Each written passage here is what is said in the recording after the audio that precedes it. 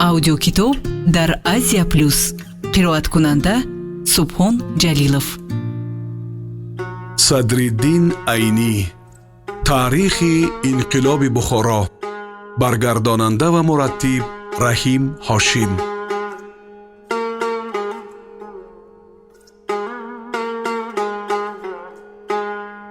тайёрӣ ба инқилоби илмӣ ва иҷтимоӣ. мо дар ин боб баъзе касонеро ки ба тайёрии инқилоби илмӣ ва иҷтимоӣ сабаб гардиданд зикр карда мегузарем. чунон ки дар боло ишора карда гузаштем, касоне ки фасоди мадрасаҳо, вайронии ҷадвалҳои дарс, беадолатиҳои иҷтимоӣ, зулм ва хиёнатҳо дар идораҳо ва ба дари ҳукуматҳо медонистанд ва дар ин бора фикр мекарданд, гоҳ-гоҳ пайдо шуда бошад ҳам ба ғайр аз дар дил нигоҳ доштани ин норозигӣ ва аз халқу ҳукумат рӯй гардонида гӯшанишин шудан, коре накарда ё ин ки коре карда натавониста буданд.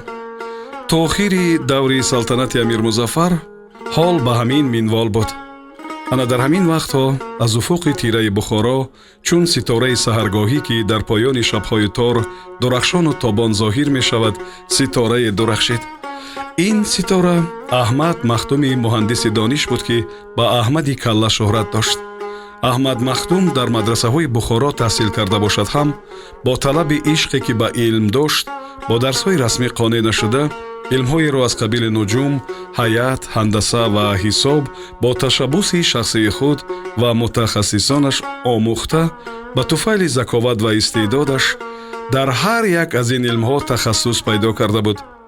ба ғайри инҳо ба илмҳои динӣ, Қуръон, ҳадис, ба шеъру адабиёт, ба таърих ва тарҷумаи аҳвол, тарҷумаи ҳоли бузургони гузашта ва ба дигар ҷузъиёти илмҳо маҳорат пайдо карда буд. одатан ҳар касе ки ба як ё ду фан тахассус пайдо кардааст, фақат муқаддамот ва мавзуоти фанҳои дигарро медонаду бас. аммо Аҳмад Махдум алломае буд ки дар муҳити торики чун Бухорои он давра, замоне ки аз асбобу анҷом ва адабиёти нави илмӣ дараке набуд, ба чандин фан тахассус пайдо карда буд. Аҳмад Махдум дар солҳои 1232 ҳиҷрӣ таваллуд ёфта, дар даври Амир Музаффар касби дониш карда ба камол расида буд. ин зот бо вуҷуди донишаш дар чанд соҳаи илм, дар назди амир ки гирифтори хаёлот буд, ба сифати мунаҷҷимӣ шӯҳрат ёфт.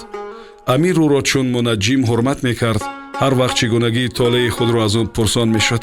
аммо Аҳмад Махдум ҳаргиз аз таҳти дил ба амир хидмат накард. роҳи хушомадгӯӣ ва тамаллуқро пеш нагирифт, балки дар мавридҳои муносиб фасоди усули идораи Бухоро, хиёнат ва ғадри аҳли дарбор, сохтакориҳои муллоёнро гоҳо бо ишорат ва гоҳо бо сароҳат ба амир маълум карда истод.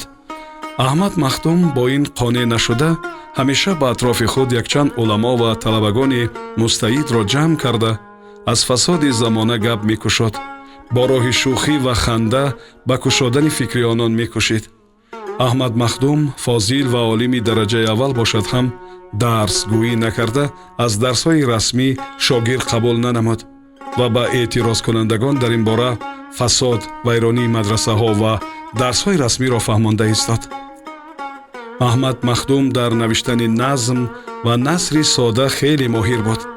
баъзе фикрҳоро ки дар дил дошт, бо тақрир ё гуфтан иктифо накарда, ба таври парешон дар дафтарҳо ба назму наср навиштааст.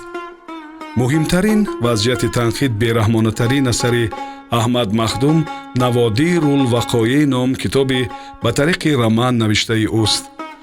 ин китоби дастнавис аз 750 саҳифа иборат буда, мундариҷоташ аз ҳикояҳои парешон, аз саргузаштҳои оддӣ ва аз баъзе мақолаҳои илмӣ иборат аст.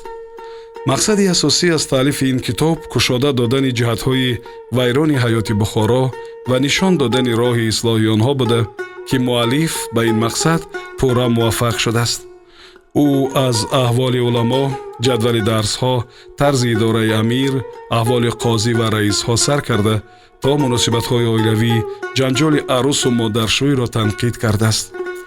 пеш аз Бухоро омадани матбуоти Русия ва Туркия, ба кушода шудани фикри баъзе касон ҳамин китоб сабаб шуда буд. ин асар соли 1300 ҳиҷрӣ ё 1883 милодӣ навишта шудааст. лекин бинобар чоп нашудан ва бинобар мамонияти истибдоди амир истифода аз ин китоб дар доираи маҳдуде монд.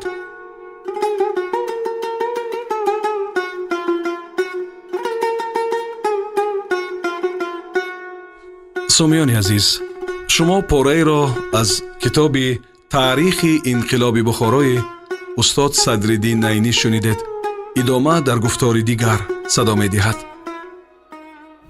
аудиокитоб дар Азия Плюс. қироаткунанда Субҳон Ҷалилов.